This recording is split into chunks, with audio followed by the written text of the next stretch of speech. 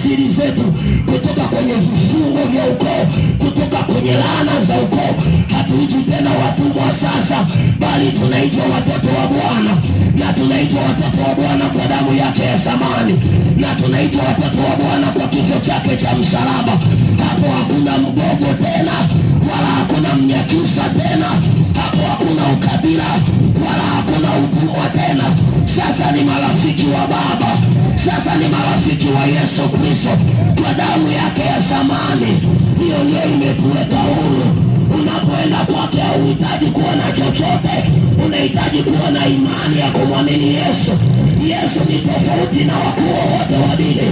Wakuu wa dini wengine walikufa wakabaki makaburini. Ukipita saizi makaburi yao yapo na yamefukiwa vile vile, lakini mwanaume Yesu alikufa, siku ya tatu kafufuka, hajabaki kaburini. Yesu hakubaki kaburini. Na maana yake ni nini? Alipenda kutangaza habari ya ukombozi na toba, habari ya kufunguliwa kwa watu, habari ya kufunguliwa kwa kijana mmoja, habari ya kufunguliwa kwa mama mmoja, habari ya kufunguliwa kwa baba mmoja. Yeye alienda kutangaza toba, na sasa msamaha unapatikana, na sasa msamaha unapatikana kwa damu ya Yesu Kristo wa Nazareti. Msamaha unapatikana, come on. Msamaha unapatikana kwa damu ya Yesu, kwa damu ya Yesu. Wao waliofungwa kwenye vifungo, wao waliofungwa kwenye vifungo vya ulevi, waliofungwa kwenye vifungo vya zinaa, tamaa mbaya, vifungo vya kichawi, uganga wa kienyeji, ninataka nikwambie jioni ya leo, yupo Yesu Kristo ambaye anaweza akakufungua. Sheria za dini haziwezi zikakufungua. Kuna watu kwenye dini zao sipo sheria, lakini bado ni walevi, lakini bado ni wazinzi. Kuna watu kwenye dini zao kuna ubaba wa baba, lakini hawajaweza kuwasaidia. Lakini jioni ya leo nimekuletea habari tamu za mwanaume Yesu, ziwezazo kuokoa, ziwezazo kukubadilisha. Bwana mtumishi wa Bwana, kwa haraka wasije wakasema ninapiga stori za hekaya ya Buniasi. Naomba nifungulie kitabu cha Yohana Mtakatifu sura ile ya 3. Nisome tu kuanzia mstari wa 13 hadi wa 14 hadi wa 15. Basi ule mstari mwingine unajulikana. Naomba nisomee mstari wa kamanda, unisomee mstari wa 14 na mstari wa 15. Tumuone Yesu anasemaje, tumuone Yesu anatuambia nini. Wanaweza kuwa nafikiri tunapiga tu story, wanafikiri tunapiga tu story. Yohana 3 mstari wa 14 au wa 15. Kitabu ni cha Yohana sura ya 3 wa 13 na kuendelea. Biblia inasema wala hakuna mtu aliyepaa mbinguni ila yeye aliyeshuka kutoka mbinguni, yaani mwana wa Adamu. Na kama vile Musa alivyoinua yule nyoka wa shaba jangwani, hivyo mwana wa Adamu anabudi kuinuliwa, ili kila mtu amwaminie awe na uzima wa milele. Kwa maana jinsi hii Mungu aliupenda ulimwengu hata akamtoa mwanawe wa pekee, ili kila mwaminie asipotee, bali awe na uzima wa milele. Amina. Hizi ni habari za kamanda mmoja aliyekuwa anaitwa Nikodemo. Huyu Nikodemo, Biblia inamsema kwamba alikuwa ni mkuu wa dini fulani, alikuwa amesomea sheria ya dini fulani. Kwa hiyo yeye alikuwa ni mkuu katika dini yake, alikuwa ni mmoja wa watu walioshika Torati. Lakini aliposikia habari za Yesu akizitangaza, akatamani kumjua. Akawaza, nikienda asubuhi wataniona washirika wangu, wataniona waumini wenzangu, wataniona viongozi wangu wa dini, wataniita. Akasema, hapa nitamfuata Yesu usiku. Akaazimia moyoni mwake kumfuata Yesu usiku. Biblia inasema akamfuata usiku. Alipomfuata usiku, akaanza kumuuliza Bwana, nifanyaje ili na mimi niwe mmoja wao? Ndipo Yesu akaanza kumwambia, anamwambia Nikodemo, ni lazima ukubali kuzaliwa mara ya pili. Kamanda akawa elewi ni story gani analetewa. Nikauliza, je, mtu mzima anaweza akaingia tena tumboni mwa mama yake alafu akazaliwa?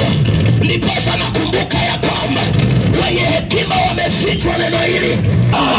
Jioni ya leo nataka nikwambie, anasema hakuna mtu yeyote aliyepaa kwenda mbinguni isipokuwa huyo aliyotoka mbinguni akaja chini, na yeye ni mwana wa Adamu, yani Yesu Kristo.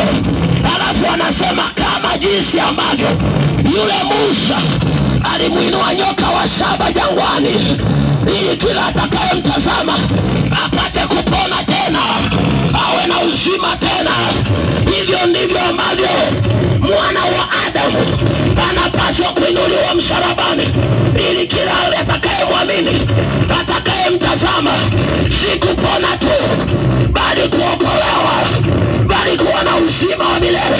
Ninataka nikwambie jioni ya leo ya kwamba mko mahali hapa, nyoka wa shaba ambaye ni Yesu Kristo, yeye aliye na zaidi ya nyoka wa shaba, aliye zaidi ya kile kivuli, amekwisha kuinuliwa. Kila atakayemtazama jioni ya leo yuko tayari kuokoka. Sitaki kukuambia kwamba ukiokoka utapokea mali, utapokea utajiri. Hapana, hata ambao hawajaokoka wapo kwa Yesu, wana miungu yao inawapa mali, wana miungu yao inawapa utajiri. Lakini utakachokipata kijana baada ya kuokoka, baada ya kumpokea Yesu, ninataka nikwambie ni zaidi ya hicho. Upo uzima wa milele. Come on. Natamani nikwambie jioni ya leo habari hizi nzuri za Yesu, habari hizi nzuri za nyoka wa shaba, yeye aliyekufa, yeye aliyeangikwa, siku ya tatu akafufuka. Ndiye huyo anayeponya jioni ya leo, ndiye huyo ambaye aliangikwa msalabani kwa ajili yako binti, aliangikwa msalabani kwa ajili yako kijana mwenzangu, aliangikwa msalabani kwa ajili yako mama yangu. Kuangikwa kwake kuna maana ya kwamba ameutangaza mwaka wa Bwana, ametangaza mwaka wa kufunguliwa. Hatui tena mateka, hatui tena mateka wa dhambi, hatui tena mateka wa nguvu za giza, hatui tena mateka wa nguvu za kichawi, hatuteseki tena, hatufungwi tena. Tunaitwa wana wa Bwana, tunaitwa watoto wa Mungu kwa ile damu ya Yesu. Nisaidie kusema amina, kusema amina.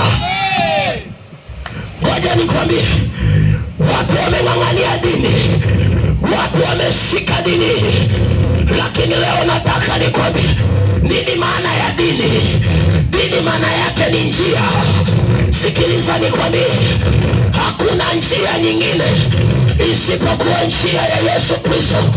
Kwa tafsiri nyingine, hakuna dini yoyote inayoweza ikamuokoa mwanadamu isipokuwa dini ambayo inaitwa Yesu Kristo.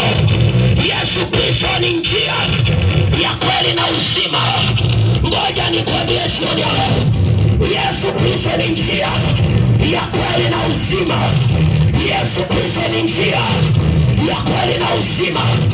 Hakuna njia yoyote itakayokupeleka uzimani isipokuwa njia inayoitwa Yesu Kristo wa Nazareti, isipokuwa njia iliyoangikwa msalabani, isipokuwa njia iliyoangikwa kama nyoka wa shaba. Jioni ya leo nataka nitoe wito kwako, mtumishi wa Bwana, ipokee njia. Ewe kijana mwenzangu, ewe binti unayenisikiliza, hapo hapo ulipo, inawezekana kabisa, inawezekana. Nakwambia using'ang'anie dini ulionayo.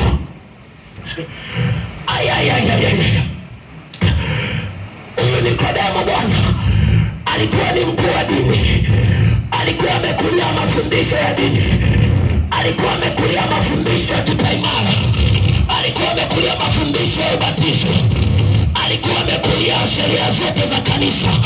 Inawezekana na Nikodemo alikuwa anashiriki, lakini lilipofika swala la kutamani kumjua Bwana, akawaza inawezekana wakuu wangu wa dini wataniona, Inawezekana viongozi wangu wataniona nikijiangalia sina njia ya kweli, nikijiangalia sina wokovu wa kweli, lakini mbona dini yangu ni kikwazo?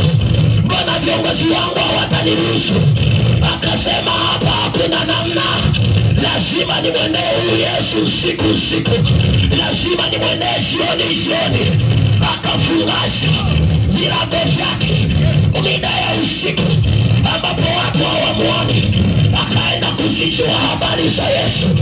Alafu Yesu anamwambia, kwangu mimi hakuna haja ya sheria, kwangu mimi hakuna haja ya sheria, hakuna haja ya sadaka ya kujimarisha, hakuna haja ya kununua mafuta ya upako, hakuna haja ya kununua leso. Kwangu mimi jambo ni moja tu, ukishamwamini Yesu, ukamwamini Yesu, hautapotea tena. Ukishamwamini Yesu, hautaumwa tena, hautakuwa mgonjwa tena,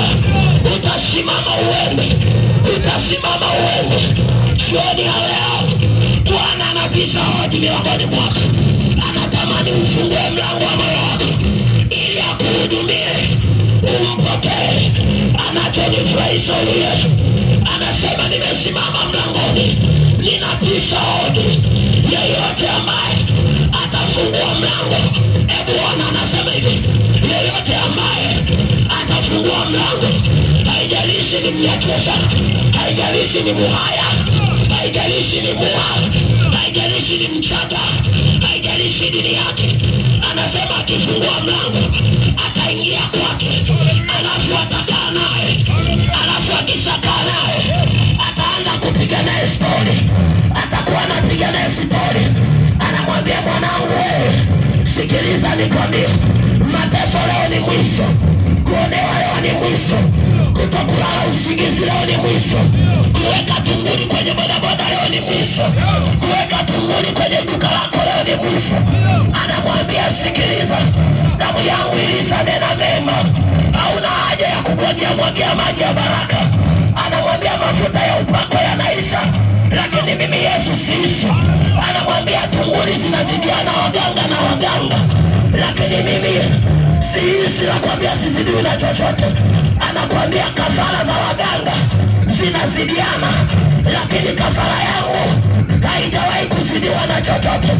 Jioni ya leo nataka nikwambie ya kwamba yupo Yesu ambaye ni zaidi ya tunguli zote, yupo Yesu ambaye ni zaidi ya waganga wote.